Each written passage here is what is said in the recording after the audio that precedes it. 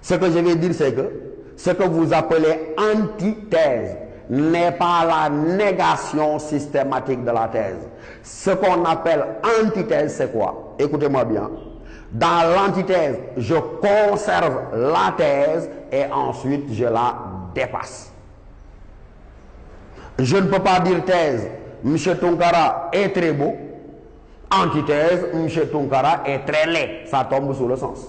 Donc, quand j'ai dit, on conserve ce qu'on avait dit et on le dépasse, après avoir dit thèse, M. Tounkara est très beau, antithèse, vous dites, même s'il est très beau, il aurait pu être plus beau s'il était tel, s'il était tel. Vous avez conservé qu'il était toujours très beau, mais que vous l'avez dépassé. Ce qui est rigoureusement inadmissible, c'est ce que j'ai dit, que vous puissiez dire dans la deuxième partie ou la tête adverse que M. Tounkara, après avoir dit qu'il est très beau, que M. Tounkara est très laid. Et donc, cela vous permet d'être fidèle un peu à la perspective du sujet. C'est vrai que le sujet est un champ ouvert, je suis d'accord. Et surtout les sujets que vous avez au bac. Il est absolument rare, pour ne pas dire que ça ne s'est presque jamais produit, qu'un sujet vous enferme dans les limites d'une seule leçon. C'est pourquoi la consigne que je vous donne, ne partez jamais du cahier de cours vers le sujet, mais partez toujours du sujet vers le cahier de cours et vous voyez vous-même la différence. Celui qui part du cahier de cours vers le sujet, c'est celui qui se dit lan mo génn. Lan mo génn, ça veut dire mais à quoi ou à quelle leçon se rapporte le sujet. C'est la meilleure manière de faire hors sujet, de passer à côté de ce qu'on vous demande. Parce que généralement, le sujet qu'on vous donne au bac est un sujet de synthèse qui peut nécessiter que les arguments j'aille les chercher de qu'est-ce que la philosophie jusqu'à l'esthétique. C'est pourquoi j'ai dit, on ne part pas du cahier de cours vers le sujet, mais on part du sujet, de sa lecture, de sa compréhension, pour aller chercher les moyens de l'argumenter dans le cahier de cours. Et cela permet non seulement de ne pas faire hors sujet, mais cela permet de délimiter le champ à l'intérieur duquel peut s'inscrire notre argumentation. Dans le développement pour ce sujet que nous avons, vous insistez, mais sans réciter le cahier de cours de façon mécanique, sur tout ce que vous savez, sur l'opposition entre le philosophe et celui qu'on appelle tout le monde, le vulgaire, l'homme du sens commun, et cette opposition-là, elle est délimitée dans ces termes par le sujet. On ne vous demande pas de réciter tout ce qu'on vous a dit sur les rapports entre le philosophe et le sens commun, mais vous l'articulez au concept du sujet. L'opposition, c'est ici à ce niveau-là. Dire en y pensant, dire sans y penser. Et vous montrez clairement, oui, que le philosophe désirait de faire la différence entre le bien et le mal, de faire la différence entre le vrai et le faux. Il s'inscrit dans le doute, et en s'inscrivant dans le doute, dans la vigilance et dans la méfiance, il réfléchit de façon critique, là où l'autre, encore une fois, adhère. Et quand il adhère de façon émotionnelle et spontanée à l'ensemble des vérités établies par la société. C'est à ce niveau-là que vous insistez, mais vous n'avez pas besoin de réciter tout votre cours sur la réflexion critique et tout votre cours sur l'opposition entre le philosophe et l'homme du sens commun. C'est une discipline intellectuelle que de savoir s'en tenir au postulat du sujet lui-même.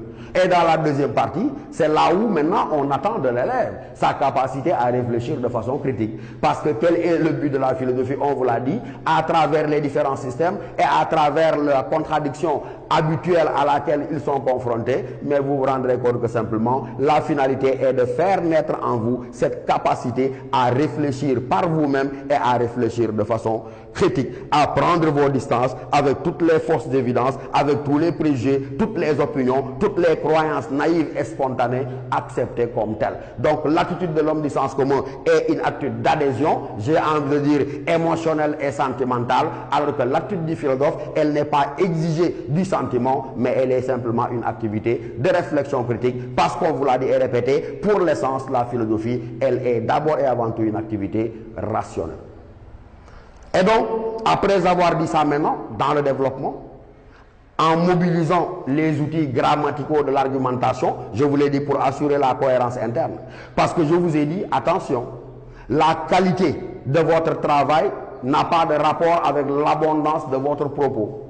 On peut être bavard mais il est préférable d'être concis, d'être rigoureux et surtout d'être pertinent. L'autre élément, c'est les citations. On en voit très fréquemment se promener avec un petit cahier rempli de citations, s'imaginant qu'il s'agirait de les apprendre par cœur et de les convoquer à tort et à travers pour donner l'impression d'avoir une bonne culture philosophique que non. Il faut faire une utilisation intelligente de ce que vous appelez les citations. Elles ne sont pas indispensables, oui, mais elles sont largement souhaitées parce qu'elles témoignent de votre culture philosophique, mais n'en abusez pas. Il ne s'agira pas d'un défilé de modes d'auteur, mais j'ai dit, contentez-vous de 2 ou d'un maximum de 3 citations. Vous avez fait votre première partie, à la fin, citation, phrase de transition, deuxième partie, à la fin, citation. Donc j'ai dit, maximum 2 ou 3 citations suffiront à éclairer. Pourquoi vous le savez? Parce qu'on vous l'a dit, la philosophie est d'abord et avant tout un effort de réflexion, mais de réflexion personnelle. Et donc il ne faudrait pas abuser de ces citations-là. Il ne faudrait pas également les forcer. Elles devraient naturellement venir d'elles-mêmes parce qu'elles s'imposent au moment où vous êtes en train de vouloir les convoquer. L'autre élément important, c'est de veiller à l'équilibre des parties.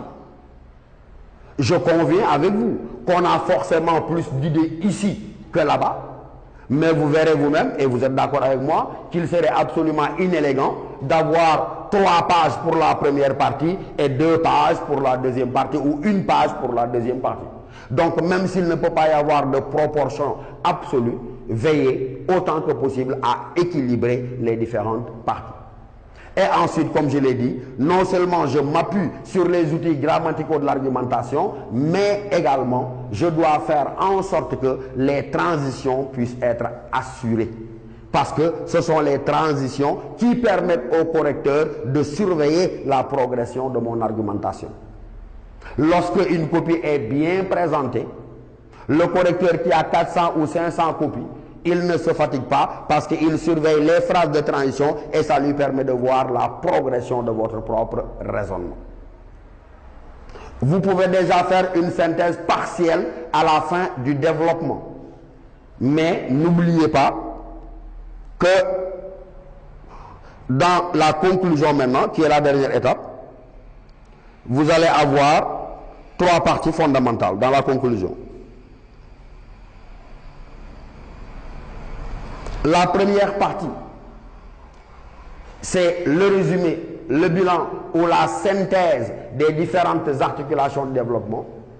Et la deuxième partie obligatoire, c'est le moment par lequel vous prenez position. Ça veut dire quoi? Que vous répondez à la question posée par le sujet. Parce que dans tous les cas, on vous a dit qu'en pensez-vous, ou bien on vous a posé une question directe. Je ne réponds ni dans l'introduction, je ne trahis pas de réponse non plus dans le développement, mais ce n'est qu'au niveau de la conclusion que je prends position. La troisième chose que vous avez apprise depuis très longtemps, elle est facultative, c'est le fait d'ouvrir le sujet à 2 autres perspectives. Mais retenez-le, 2 étapes contraignantes dans la conclusion. D'abord, la synthèse, le bilan des différentes articulations de développement et ensuite la prise de position en évitant bien sûr la première personne du singulier. Ne dites pas moi je pense, mais dites de notre point de vue, à notre avis et donnez votre position donc par rapport à la question. Voilà donc les exigences minimales auxquelles vous devez être astreint lorsqu'il s'agit du travail de dissertation philosophique. Je crois que vous avez retenu l'essentiel de mon propos, à savoir que accorder une place extrêmement importante à la lecture, à la relecture et à la compréhension du sujet. L'introduction, de grâce, vous l'écrivez entièrement au brouillon. C'est le premier contact entre vous et le correcteur. Et donnez-lui envie, je dis bien, de continuer à vous lire. Vous savez bien ce que je dis. Quand je dis donnez-lui envie au correcteur de continuer à vous lire, ça veut dire que si vous commencez par écrire philosophie PHY et à aligner les fautes dans la première phrase, il vous lit, mais quelque part la note est déjà donnée dans son esprit. Donc ça veut dire quoi? Travaillez, retravaillez votre introduction en sorte que, encore une fois, elle donne la promesse d'un développement et d'une conclusion conséquente. C'est pourquoi donc il faut lui accorder toute l'importance. Et je vous ai dit, dans cette introduction, il y a une étape fondamentale à laquelle le correcteur attache la plus grande importance, c'est l'étape de la problématisation. Ça veut dire quoi? Il part du principe que, comme je vous l'ai dit au début de mon propos, philosopher, c'est être capable de voir la difficulté, de voir l'ombre dans ce qui paraît être évident, l'ombre dans ce qui paraît être de la lumière. Et donc c'est à partir du moment où vous aurez montré clairement le problème posé que véritablement vous vous êtes donné les moyens presque d'avoir une bonne dissertation. On pourrait multiplier les sujets. Parce que c'est cette étape-là qui est importante. Et généralement, la difficulté prend la forme peut-être d'une contradiction. Un autre sujet, déjà sorti au bac, juste pour qu'ensemble, on s'habitue à voir la difficulté et à réussir notre problème d'articulation. Le sujet dit, un acte peut-il être inhumain? Mais je n'ai pas de problème. Quand le sujet dit un acte peut-il être inhumain, mais vous vous dites tout de suite, attention, qu'est-ce qui fait problème si je vous posais la question à l'un de vous? Je crois que n'importe lequel d'entre vous mais pourrait tout de suite me dire, monsieur, il y a problème. Il y a problème à demander, mais un acte peut-il être inhumain? Et où se trouve le problème? C'est évident. Il est dans la contradiction qu'il y a. Le problème, disais-je, est dans la contradiction qu'il y a entre un acte et inhumain. Parce qu'en principe, un acte posé par l'homme devrait-il être inhumain, mais un acte posé par l'homme, on devrait en dire qu'il est humain. Et donc le problème, c'est de se demander comment un acte posé par l'homme peut-il en même temps non pas être humain, mais être inhumain. Et vous voyez déjà. Travaillons toujours sur un autre sujet sorti au bac. On vous dit, toujours pour nous aider à nous familiariser avec la mise en évidence du problème, on nous dit le rationnel est-il le critère? On nous dit le rationnel est-il le critère de la vérité? C'est déjà un sujet sorti au bac.